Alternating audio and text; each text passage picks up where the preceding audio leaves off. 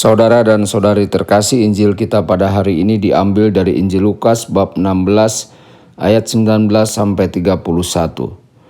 Sekali peristiwa Yesus berkata kepada orang-orang Farisi, "Ada seorang kaya yang selalu berpakaian ungu dari kain halus, dan setiap hari ia bersukaria dalam kemewahan. Ada pula seorang pengemis bernama Lazarus, badannya penuh dengan borok. Ia berbaring dekat pintu rumah orang kaya itu, dan ingin menghilangkan laparnya dengan apa yang jatuh dari meja orang kaya itu. Malahan anjing-anjing datang dan mencilat boroknya.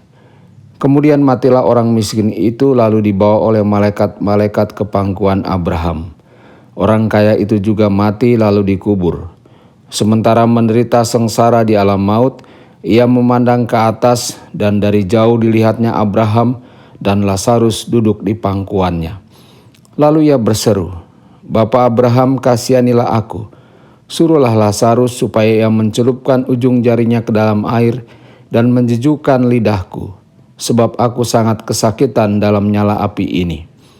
Tetapi Abraham berkata, 'Anak, ingatlah, engkau telah menerima segala yang baik semasa hidupmu, sedangkan Lazarus segala yang buruk. Sekarang di sini dia mendapat penghiburan dan engkau sangat menderita. Selain itu di antara kami dan engkau terbentang jurang yang tak terseberangi, supaya mereka yang mau pergi dari sini kepadamu, ataupun mereka yang mau datang dari situ kepada kami, tidak dapat menyeberang.' Kata orang itu, 'Kalau demikian aku minta kepadamu Bapa, supaya engkau menyuruh dia ke rumah ayahku. Sebab masih ada 5 orang saudaraku, supaya ia memperingatkan mereka dengan sungguh-sungguh, agar mereka kelak jangan masuk ke dalam tempat penderitaan ini.' Tetapi kata Abraham, 'Mereka memiliki kesaksian Musa dan para nabi. Baiklah mereka mendengarkannya.' Jawab orang itu, 'Tidak, Bapa Abraham. Tetapi jika ada seorang yang datang dari antara orang mati kepada mereka, mereka akan bertobat.' Kata Abraham kepadanya, 'Jika mereka tidak mendengarkan kesaksian Musa dan para nabi, mereka tidak juga akan mau diyakinkan sekalipun oleh seorang yang bangkit dari antara orang mati.' Demikianlah sabda Tuhan. Terpujilah Kristus."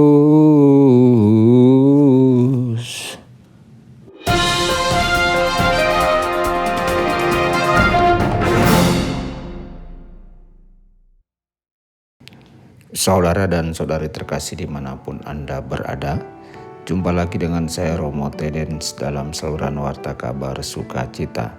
Semoga Anda semua dimanapun berada senantiasa dalam keadaan sehat dan bahagia.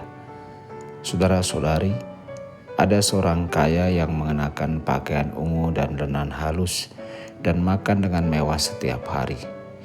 Dalam perumpamaan Injil minggu ini, Yesus tidaklah mengutuk atau membenci kekayaan atau orang yang kaya.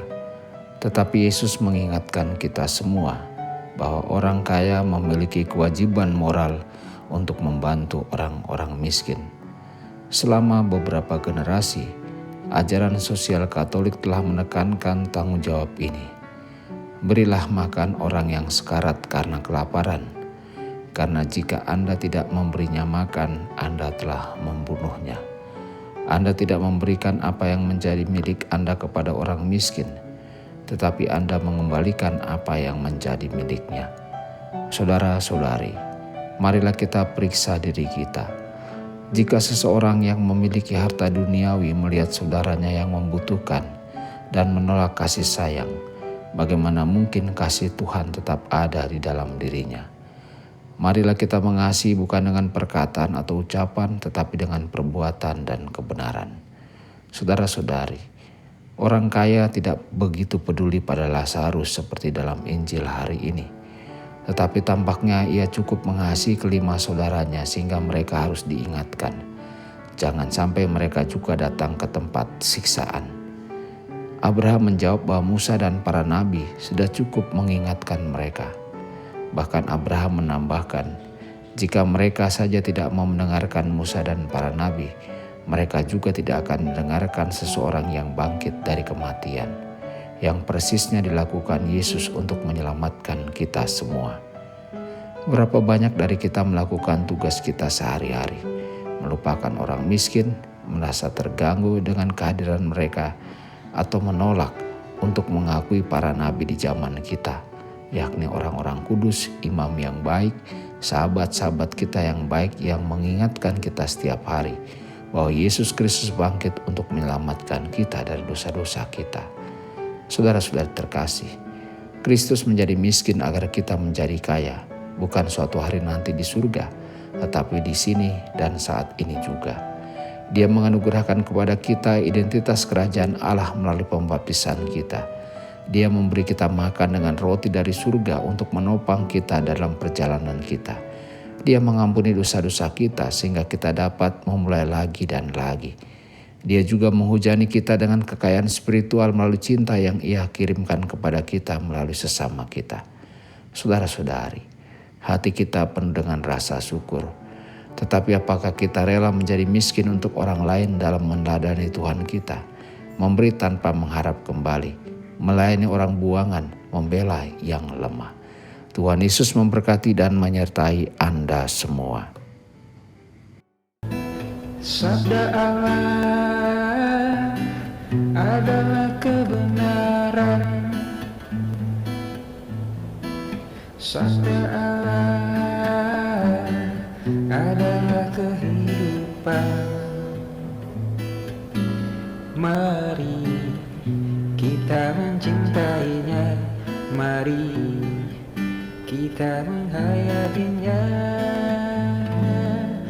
Ya Tuhan yang ku muliakan, sabdamu angkat resaku.